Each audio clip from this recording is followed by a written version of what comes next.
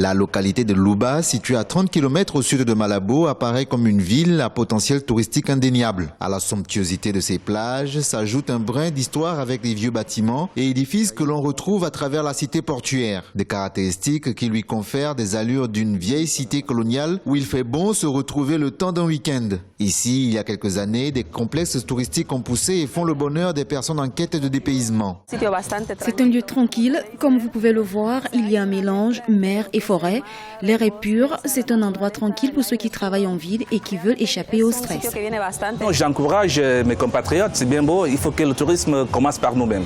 Vous savez, pas mal, il y a Bibine est là, Mongomo est là, Malabo est là, Luba est là. Il faut bien que ce tourisme-là commence par nous-mêmes.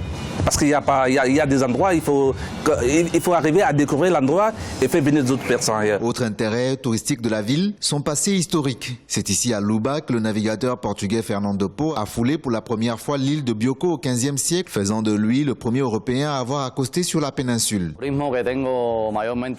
Beaucoup d'étrangers, français et espagnols, travaillent sur place. Il y a plusieurs endroits ici, en Guinée équatoriale, qui sont paradisiaques. Mais Luba a une touche spéciale. Il faut qu'il y ait un appui du gouvernement afin que le tourisme devienne une vraie source de revenus.